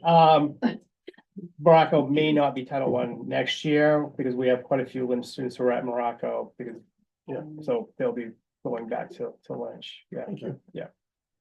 Go ahead, A Rich. couple of questions, one quick one, which is, can you give more detail on what this McCall schedule implementation? Sure, so, so the McCall schedule, if. If I were in that school, I would lose my mind. It's 7 periods every single day, no rotation, every single day. It's mind numbing. And there's broad recognition among staff, and I think students when, they're also adolescent, pre-adolescent, so they don't even know where they are most of the time. That there needs to be a change, like we need to rethink, and the McCall schedule change, or that McCall schedule has been a conversation for a long time, it's not a new issue. So, but when we start looking at some possibilities, and there's a committee of teachers that are working with central office right now. What binds us is the shared staff. So it's really not 2 positions necessarily for McCall. It's 2 FTEs to provide, for example, we have shared music staff to get away from sharing. If we're sharing between the middle school and the elementary school, for example, first of all, we're on 2 different schedules for the day. And we lose 0.2%. And then when McCall has that person has to fit into the schedule. So if you're going to change the schedule, that person still has to fit into the schedule, right? So it's a placeholder for right now. We may need 1. It's not going to be more than 2. But that work is continuing, so. It's lots of different positions to come up with that 2 FTE. It would sounds be like, more yeah. about rounding out part-time. Yeah, rounding Yeah, out the positions, yeah, yeah. yeah. I understand. I mean, this is my 7th year with a kid in middle school. Oh my God, not the same kiddo. Something's gone horribly wrong. Yeah. They really hate the schedule. I'm trying to kick them out. Oh, yes. Just kidding. We're here to help. So I heard capital and I heard opportunity. And the first thing that came to mind is wondering what you're doing with the carriage house. Well, no one seems to want to talk. I mean, at one point, John Miller guaranteed me that I was going to get a central office. That hasn't really come up since. The guy's not even here to. He don't. That's all. He wanted my phone call. Yeah, that's all right. I think he can handle it. So I don't know. I really not wanted to talk about it. I think it speaks, But it speaks to our upcoming facility master plan. So Yeah. We have the enrollment study, and the next step is to this facility master plan, of which the carriage house is included part of that. Yeah. So will determination be made through that process of whether to sort of keep investing in the carriage house, reposition it, get rid of it, start investing? Right. Yeah, I mean, I think there could be some options. I mean, if the They'll probably question, make some recommendations around Right. what some options would be for the carriage house, but Is that a requirement where the question of we're looking for options for this carriage house that includes getting rid of it? they will look at all of our assets. Yeah, And then we'll provide them with what our needs are, and then they'll come back and, give us different options. and when's that plan gonna be done? We haven't gone out yet for the RFP. I think the goal is in spring for an RFP. Yeah. The enrollment study took a little longer than expected, so. Yeah. We're starting. And currently central office, because this was another conversation about how much, it's gonna cost money to have a central office somewhere. It's not cost anything other than moving costs, because what we did was we split ourselves up, so. And business office at the high school, my office, and a couple other people are at Lincoln. We distributed a couple other people too, so. Which, I mean, we're making it work, but it's not ideal. But I just worry that's gonna become permanent, not really, I love Lincoln, so I wouldn't want to move there either, but. So that would be part of the discussion, I guess, is what are you gonna do with central office? And I know Rich has a question, but just timelines, it's RFP this summer, and then when we would anticipate that plan being delivered. I can get back to you with we'll have a schedule on that Yeah, RFP. that'd be so, great. Yeah. Thank you. Go ahead, Rich. Morocco. Yeah. What's the timeline for Morocco? Can you outline just briefly the process? Sure. I know that the MSBA applications are due in a couple of weeks. Yep. So what's beyond that? What are you looking at in terms of from Morocco? So we're gonna start with the MSBA process, so we're gonna submit an SOI, statement of interest to the MSBA. They will then Those are due on April 11th. They'll receive them from school systems all over the state, for everything from elementary to middle to high schools, vocational schools. MSBA has been building a lot of high schools lately, and because that's kind of been the need. So they've really taken care of a lot of the needs at the elementary level. So it'll be interesting to see what happens, but we won't know about that SOI and the status of that until the fall. We'll either hear that, we're not gonna they're not gonna do anything, or they may come do site visit, do walkthroughs, which then may lead to what's called the invitation to eligibility. If that were to happen, that would happen in the spring of next year. And then we're kind of into the cycle. If that doesn't happen, then we have to have a conversation about what we're gonna do. We're gonna submit to the MSBA again. It did take Lynch 3 submissions to eventually get the project. So is that the route we're gonna go? There have been some discussions about going on our own to do something with Morocco. The facility study is really critical on that question too, with the enrollment study. So what do we need for a new Morocco? So, I think we've got to go through this process first to get some sense of, are we competitive in the MSBA process for Morocco? And if not, what are we gonna do? So you anticipate by the end of the year, there'll be a decision point coming up, whether it's to stay with the state money or formulate a plan B. Yeah, yes, and I think just to reserve our space, I think I could see us submitting to the MSB again next spring as we try to figure that out, just to hold our place in line. So, because we probably wouldn't have a decision point at that point, but maybe we would.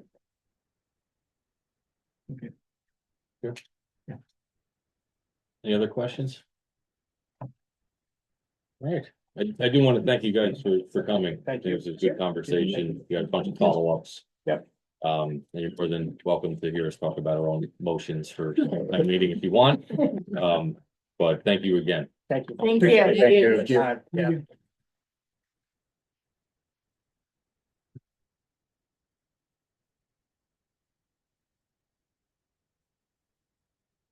Okay, good. Yeah, get some water. Yeah, I know. Yeah, geez. You went to DC and you came back with RFA's voice. It's my last one though. It's your last. It is about 82 in here, I think. Yeah. Yeah. Are you not warm? Okay. So it must be one. I'm usually. Here we go. Some math teachers are like, and that's not the thing. Tonight, Tonight. That's the teachers are.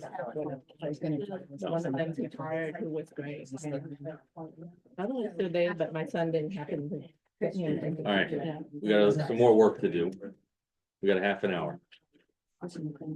So this is in box. I apologize for posting it today. Because Beth just sent me the updated today. So if we're not in a position to vote on this, so be it. We can do it on Thursday, but we have to give it to Beth on by Friday. So these are our motions. And the red is what sort of would Beth put in here for us to consider. So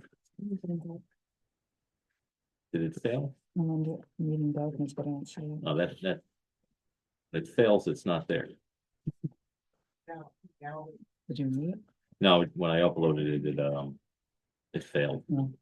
And can you remind us again, are these just like the check the box Correct. articles that we do? They don't Yeah. actually have any numbers in there and there's just placeholders? Some of them. Here we go now. So I'm looking at this fresh Okay, now too. So some of them have numbers. I believe this in yellow is open to be changed. mhm, But we went from sort of here's the placeholders, but now here's the actual motions. Yep. Under the articles. So, like I said, I just got this. I don't wanna, maybe we take some time on Thursday and just go through it. So if you want, I'll put it in the box, read it, and then we can take it up on Thursday. Well, even on Thursday, we still won't have numbers for some of them. Yeah, it's more that I wanna put I know I just put it in right now. Yeah. So it's more to give everybody time, but if you wanna say, hey, let's read through it and vote it. Meaning, why are we vote Thursday if you don't have, what's the sense of voting on? I stuff think we don't it's have numbers on? It's a procedural requirement, Okay. yeah, Yeah, we have to approve because we're the ones putting these Yeah, articles on. that has to go in by the 28th. So, I mean, we have half an hour. Why don't we just, Can we just talk about what those are, what the numbers? Yeah. Okay. so. These are free cash, movements. So number one.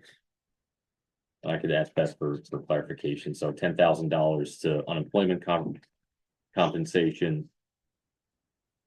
Number two is 150,000 from free cash to FY 25 health insurance expense budget. So that's an interesting. Isn't that what we wanted to reverse? This, well, we exhausted the health stabilization fund.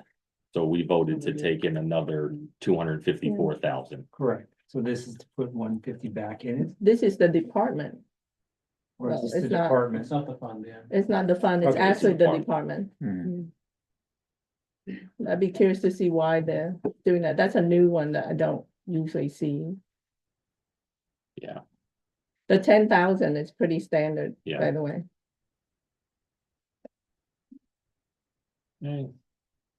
So yeah, I'll ask for, what exactly is this, Yeah. the health insurance? So Yeah. 10,000 from free cash to Medicare, so FY 25. Does that mean that the budget they got for FY 25 was proved not to be enough? Yeah, that's- Given yeah. what they're seeing right Yeah. now. Yeah. So 10,000 for Medicare, and then. This is where we get into where it's still, I think there's still invoices to be paid for snow and ice. Personnel budgets. So these two make sense. This one, I don't know what happened here, because we were talking about, we were underpacing spending for health insurance anyway, As of January. as we of were January. not So pacing, why are yeah. we, why do we need another 150,000? Okay. So these are.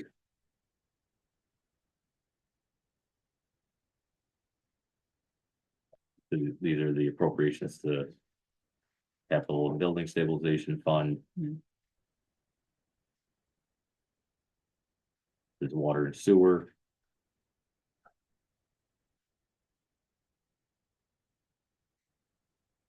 Rec.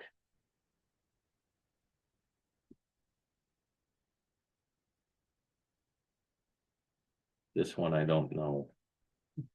You know what this is? Is it a second building stabilization? Yeah, town vote to raise and appropriate $30,000 to building stabilization fund. I think I know what this What's is. this one? This is the Morocco boilers. I think we're still paying that back. I hope we're not, but that 30,000 rings a bell. I'll be curious if that's the case. All right. That one I remember talking about. The The boilers. boilers fell earlier than expected. They replaced it, but I believe it came from and I don't know if this is the actual motion, but for a while we were sending money back to the stabilization fund because it came from there. And the idea was that it would, once it went out, that it was gonna come back into the From free fund. cash. Well, they put the savings from there. There's no savings. It just, it fell faster than they Oh, I thought. said actually. So So we they used had it to find money to replace the boilers. and use the And they use stabilization. stabilization. The fund. building one, yeah. Yeah, so, but I don't know if this is the one, and I don't know if they're done. At one point, we're supposed to be done with Yeah. that. so. All right. I'll ask that question. Yeah, yeah. To see. And then we have. There we go. Oh, this is what we did with the Board of Health when we took a vote late last year, so these are just the spending limits. And the Board of Health, they asked for an increase in that expenditure last year. Yeah, we approved that, That's But- in the revolving fund, right? Boosting Mhm. it just back to that 150 level. oh, so that's a good point, so. When we voted, was it from 130 to 150? I Wait, think I can't remember. I remember. All right, I'll make that number 3. Actually, so I was trying to dig it Yeah. up, but it's good to have the 2 years together, because you can see which ones are just year over year the same. Yeah. Like maybe the boilers done last year, I don't know, if not, then you can see that's the amount. You can see the details even before we get them, which I'm not sure why they don't just put some of the same language without the numbers in there. And then they're not telling us what's new, because it's hard to vote something that we don't even have numbers. Yeah, and that's where I'm at. So we have time. Okay. I'll ask the questions. I'll get answers. And then we can feel comfortable on Thursday and vote it. Okay. Okay. All right, so. Going back. I think we have 3 minutes outstanding, so I'd like to just take some time and do the very tedious work. Hang on a second. Yeah.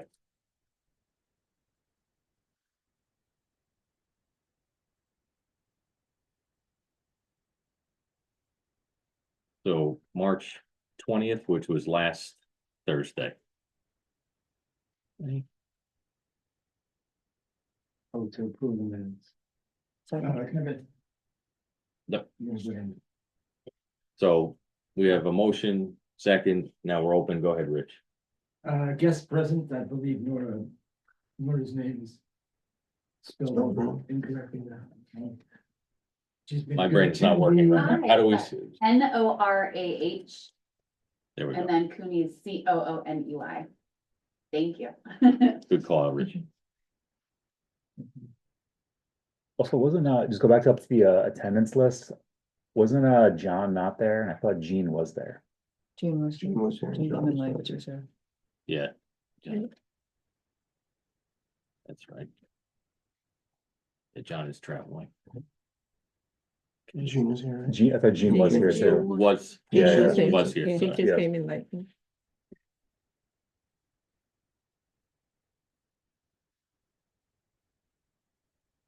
Public comment. I'm gonna We do gotta a finish. control replace of Yeah. Nora's name. Real voice. This is, yeah. If you weren't here, then Yeah. you weren't, whatever. Of course, then it goes through there. We gotta do it right. Yep. It's all. That work, yes, okay. Okay. That work. No RFPs.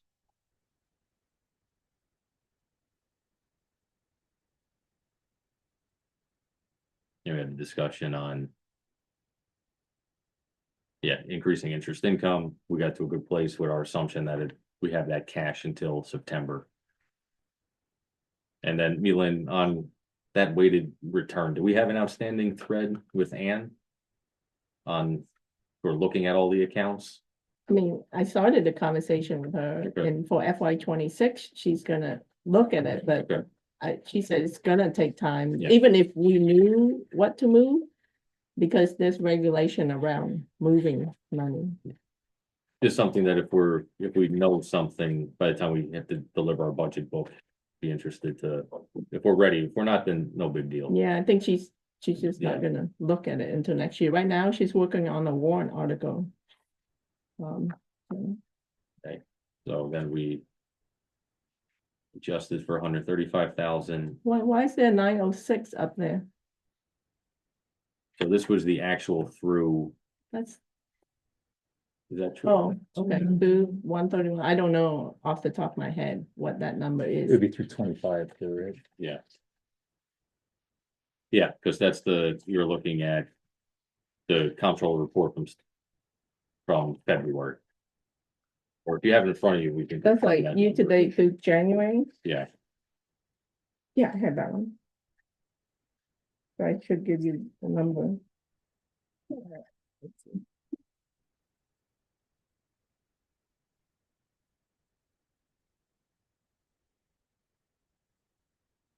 Investment earnings through January, so the 906 is probably through December, because through January, it's $1,055,417. I understand. So I was looking at different, I was missing the two here.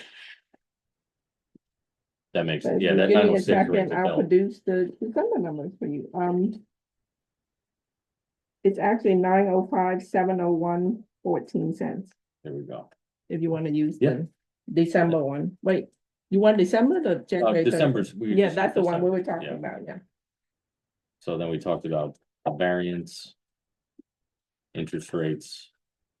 And we made a motion to increase by 135,000. We feel good about that. We decided to fully tap the stabilization fund. We feel good about that.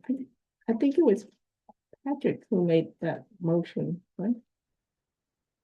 Not that one. No, I think No. it may be the That other one? one. Oh, you made that one? Okay. Yeah. This one? No, the one before that. Oh, yeah, here we go. Oh, okay, okay. Oh, yeah, so we went from, yeah, we did new growth, then interest Yeah, income, yeah. then Yeah. stabilization fund.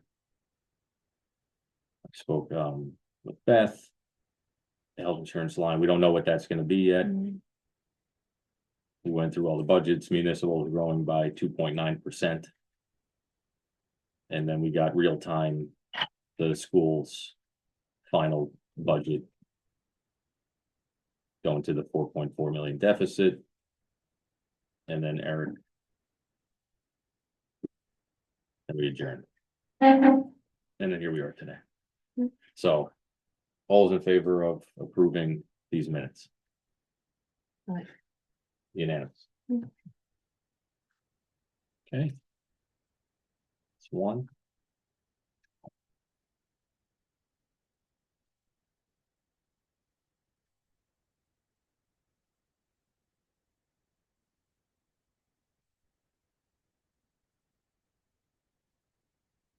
On the 13th. You spelled her name again. Oh my gosh. Yeah. Truly. No, no. Sorry about it. I tried. We'll replace. Our reputation's on the line.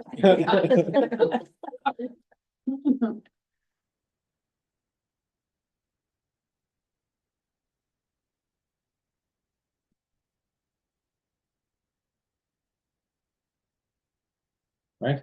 Yeah. Thank you. Okay.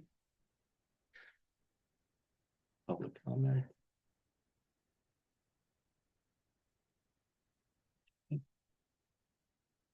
Good, no RFPs. Of the fees, the EMC is going to ask for they are gonna ask for $30,000, They were gonna ask the school committee. the school committee. Yeah. That's I don't have not having news about whether they actually did. I mean, what you see the meeting. What was working with you think the school committee? No, I don't think we want to stay and bring in. There was some discussion at the select board table last night. Okay. Yeah. They asked for money from the revolving fund, huh? And they wanted it from the revolving fund, not from, I think. Not, yeah, they had to clarify, the Energy Management Committee had to clarify that. But they were asking for it. So it's fortuitous to be both there at the select board table at the same night. Yeah, so that's $13 million from just from state, yeah. Yeah, so we only talked about that line item. Okay. Increase goes, so you guys.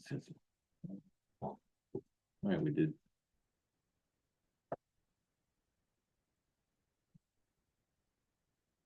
Yeah, and I'm meeting with Stacy, Beth, and Mark on April 7th to try to just figure out what these numbers mean. So what does 7% mean according to the new calculation from Moody's?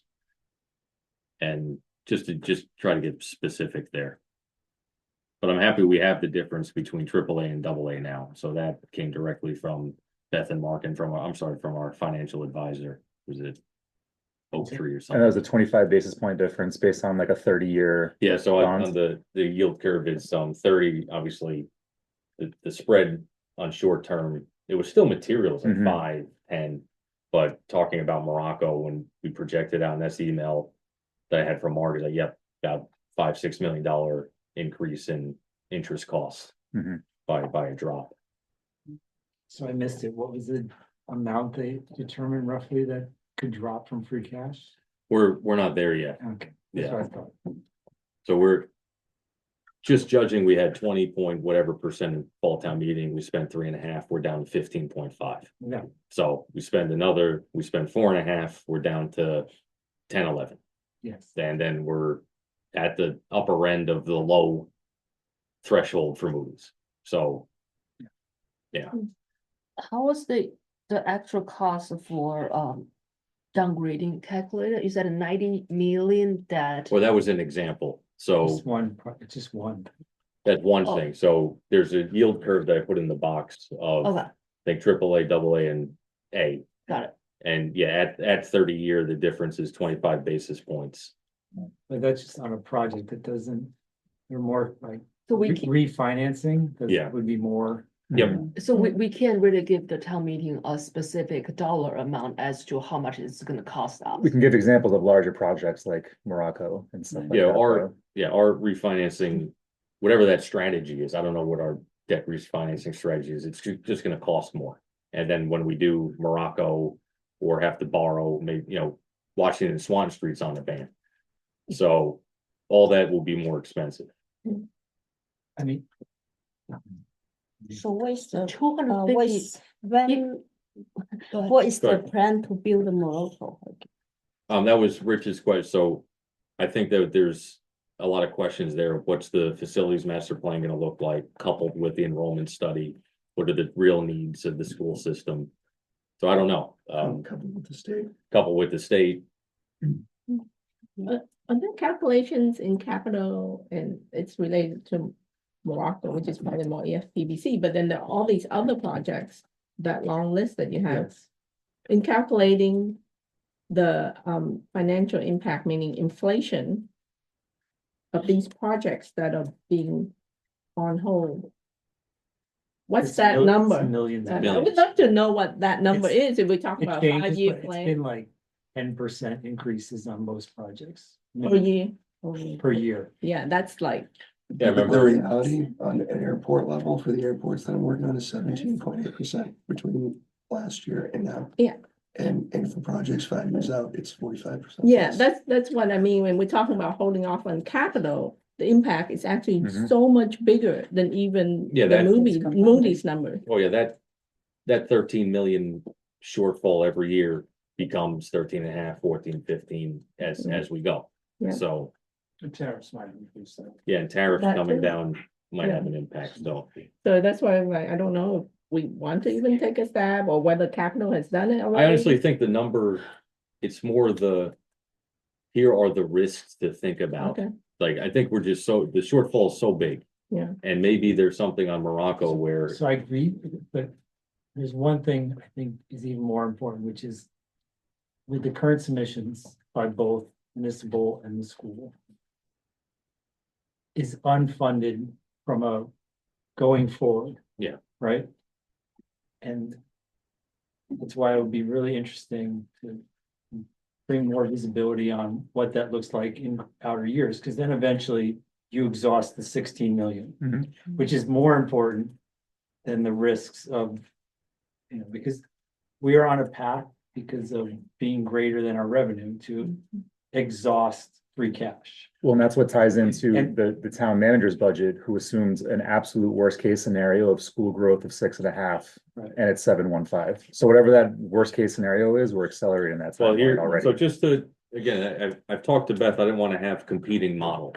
okay. So like, we have our model, Beth has town manager model, but to that point, I've asked Beth to, on the conservative side, put 7.15 there. Because on the projections at the end of FY 27, we're down to 3.9. Which is basically where we don't have money. But again, that's based on not doing what we always do in every town meeting, which is add to that. So That's good. whenever we show free cash now, you should put a disclaimer that that doesn't include increases that are already committed. Yeah. Because people stand up, like in the last meeting, and they were in this room, basically saying that, finance is overly conservative and that they're, why can't we approve 40K for something?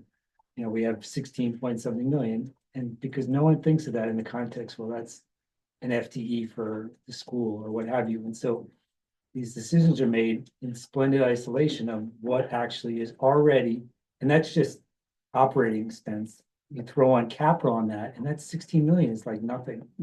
Yeah, and It's already, to be honest, almost allocated already. If you really were to do the Yeah. math, Yeah. you'll It's- find out there's like, it's purely almost all allocated already. I think that goes to our idea, suggestion to the Government Regs Committee. That the financing and impact to operating reserves should be on every motion. And town meeting should have a tally of, as we're spending money, I mean. Operating reserves, free cash, is going to be exhausted at the end of FY 26. If we keep on making these decisions. Agreed. I'm just saying, I think the energy and the messaging is better that path than going down what the ramifications of the cuts to school would be. I think that's just a red herring thing. It's, it's interesting, but to be honest, the broader issue for the town more is on the trajectory of current spend that's committed. Because 90% of the budget's already committed and it can't be changed once they agree. Municipal as well. More pertinent thing is that we're going to be out of cash. Yeah. By X. All right, I think that's fair. I think it just gets everyone all riled up and, Yeah, if there's no money, Distracted there's from- no money. yeah, we can cut to the, Mhm. it's not enough things to cut to. All right. That's an excellent point. Just want to add to that, since I guess you're doing the 3-year plan, one of the things that was under consideration and it should have been added, in the recent years was that if we spend everything and approve everything in the warrant articles, as much as we have the numbers for all of them, by the time we do the calculations, then here's what it looks like, right? And that- Because that's in there as well. It's not just the budget deficit. It's Yeah. all the spending. And that was 3.5 million in Fall Town meeting. Yeah. That came, So yeah, I don't know what the total is. I think usually Stacy does a calculation. yeah, and that's where I think Rich had a nice sheet of when we went into the Fall Town meeting of every single motion, where's the funding source? And it was very easy to see. But, all right, let's approve these minutes, or finish reading these minutes and approve them. Okay. So a little bit of a deviation, and then we get back to, we don't know the snow ice impact, there's still bills coming. So the number that Sounds we right. saw is not like yet finalized? Correct. Oh, okay. Cause we make it snow again. Don't say that. It was supposed to snow this morning. Yeah. Anyway, do we have a motion? Motion to approve. All right. Second. Second by Patrick, all those in favor? Unanimous. All right. One more. What have you been doing, Jeff? All these minutes building up. Jeez. You'll notice a huge decrease in quality in these minutes, because I put these together. Because they're farther away. Julie was not here, and this is the best I can do. So here we go, we approved the minutes from 2/25. Catherine Rich, unanimous. We discussed the school budget, we went through per pupil expenditures, we looked at the EOYR report. I think we didn't get to that tonight, I think it's worth putting that on a follow-up. Or just if we have another discussion, great, we can talk about it. Another request today that will include our recap is I do want to see the ins and outs of that building account. I think that would be helpful to see how active it is. I think one thing we forgot to ask today as well was, the per pupil expenditure. Yeah. Yeah, we'll, I'm hopeful, like if we'll vote budgets and then we have another meeting, just say, here it is, let's have a discussion. So that's why I asked the question about that $500,000. That should change to Rich's chart, the percentage that goes to administration versus student services. Well, we don't know, Like they need that. do we know where it goes? Yeah, it's moving out to the schools. That's what. No, but from the DESI point of view, do we know that it's not going to administrative expenses? We don't know what was submitted to testing. Yeah, We don't know what was submitted to testing. Oh, I see. Okay. Yeah. That structure. Oh, Then I that's guess a the good answer is point, no. yeah. all right, we got 3 minutes. Yeah. Revenue budget line items, this is when we first started talking about it. We pretty much did what we said we were gonna, go ahead, Rich. Just above that, Patrick raised a question on what? Where, Under the, on page 2 in the school budget.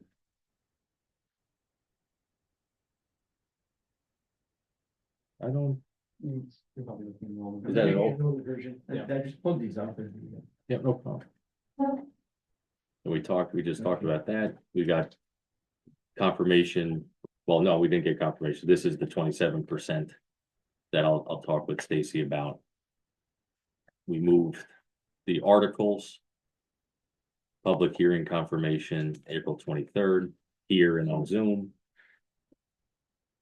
And then Hafiz, you mentioned that issue, the payment issue, which I think is a timing issue, and thanks to like where everybody's aware of that, and Yeah. Which thing out of it? that's it. Yeah, I agree. So not our purview. Any adjustments?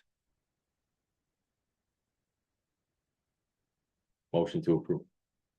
Move to approve the minutes. Catherine, Second? second, Luna, all those in favor? Unanimous. All right, we're caught up. I wasn't there. All right, unanimous. Is he taking? Yeah. His voice. Someone's gonna do it. All right, we're all caught up on minutes. Thank you. We'll meet on Thursday. I'll get those questions and then we'll just have to discuss our holistic approach for the budget, and the expense side. Unless there's anything else I want to talk about. Motion to adjourn? Second. This is the first time we took the whole 2 hours. Yeah. So, you know. All set. Good job. Yeah. Oh.